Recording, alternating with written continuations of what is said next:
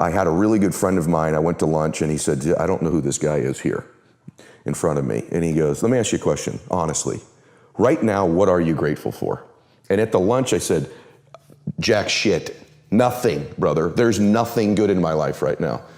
And I'm not exaggerating this to you when I tell you this, and this is a factual story. As I'm mouthing these words, two people walked in with an older man. Both of them clearly were fighting cancer somehow. Both had lost their hair. One of the ladies had a bonnet on, and they were barely moving in. Both walked by our table and gave me the most warm greeting, the warmest smile as a stranger.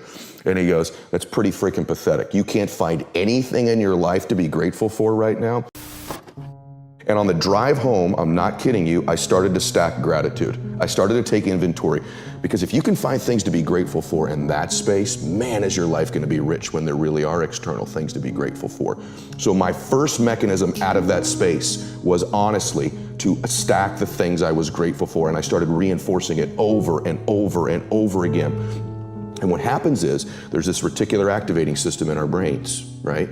And all of a sudden, because that's the messaging I was giving myself, all of a sudden, all these things start to come into my awareness that I'm grateful for. I start to magnetize to myself some people that I needed to find into my life, and that was the next layer. I started to see things to be grateful for. My health, my fitness, people who loved me. And what it did is it changed my state. When I stacked gratitude, I changed what I did in the morning, and I changed what I did in the evening. And so somehow by grabbing control of my morning and by grabbing control of my evening, I got some measure of control over the middle of my day.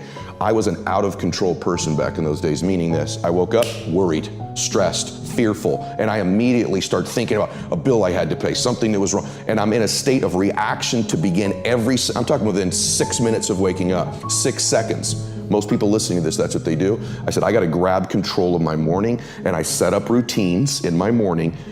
Maybe they served me, maybe they didn't, but they were things I could deliver on doing for myself. That which you do not hate, you will eventually tolerate. And I think that identifies most people's lives. In other words, average becomes sort of like this slow asphyxiation. It's almost like an anesthetic. And that over time we become kind of immune and dulled to the average that we're becoming. I know this is true, at least for me. You probably experience it yourself too. And so over time, we sort of minimize where we're at. In other words, I'm a little pudgy instead of being, no, you're a fat ass, right? You don't magnify the degree to which the pain ought to be affecting you. And so really what he means in that is, listen, you're gonna get out of your life what you'll accept. That's really difficult for people, I think, to understand is, look, what you think you're worth and what you're gonna tolerate is absolutely what you're gonna bring into your life and what the outward part of your life's gonna look like. And so I live by that. Like, I let myself sort of feel the pain and the difficulty of being not where I wanna be in whatever that area is, whether it's my spirituality, my relationships, my money. I let myself feel that pain because, as you know, there's two motivators, right? There's the gaining of pleasure, right? Wanting to go get something, chasing the dream, but then there's the avoidance of pain. And for a lot of champions, that's a pretty big driving force for them. And so at least for me, I leverage both of those things on me to get myself to take action. So this thing people think that, like, I'll be happy when? Once I get like this big, amazing home, or once I get this car, or once I get this relationship or an amount of money, then I'll allow myself some happiness. The problem is the finish line always moves. You never arrive there, right? The other part is people think, well, if I enjoy myself now, I'm gonna lose my drive. In other words, if I can just wire myself with enough pain all the time, I won't lose my drive or ambition. The truth is there's no correlation between the two at all. There's no relationship between you feeling complete pain all the time and losing drive. And so I talk about living in a state of blissful dissatisfaction. And really the best example of that would be like if you've ever, I love a good meal, right? You know, if I bite into a great piece of steak, if you're a steak eater like I am, you take that first bite, it's like complete bliss, right? There's no correlation between how great that tasted and your lack of desire for the next bite. In fact, that bliss causes you to want more of it. And so the more we can begin to reward ourselves with bliss, we're not gonna lose our dissatisfaction. We're not gonna lose that. And so for me, our brains, this dopamine hit you get when you do something successful, if you constantly cheat yourself out of that hit, right, biomechanically in your body, less and less in the future will you want to achieve the next level, the next dream, the next step. And that's why so many people stall out in life. They got to a certain point and they cheated themselves out of the bliss, out of the celebration. It's important that we celebrate our wins. We celebrate our lives because it causes us to want the next bite.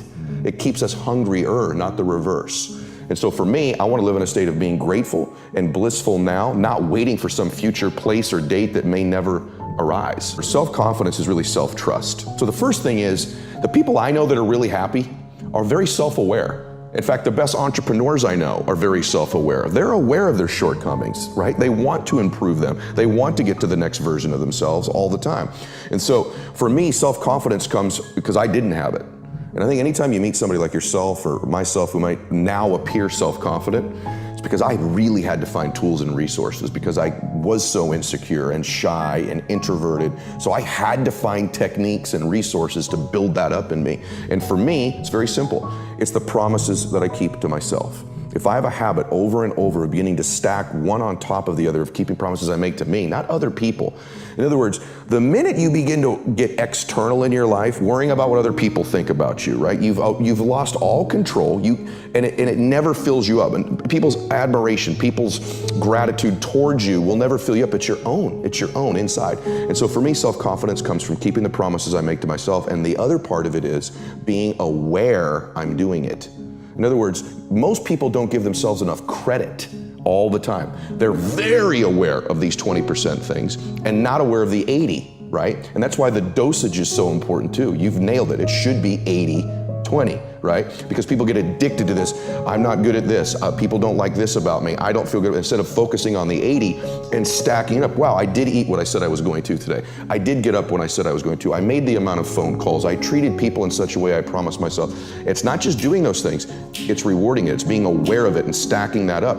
When I work with athletes, the successful athletes I work with, when they're in a slump, it's never that they can't hit a ball anymore or make a shot or swing a golf club. They've lost their self-confidence. Somewhere along the way, they've lost the ability to focus on the things they are great at and stacking those promises they make to themselves. And the way I get them to break their slump is not correcting their swing or getting them positive.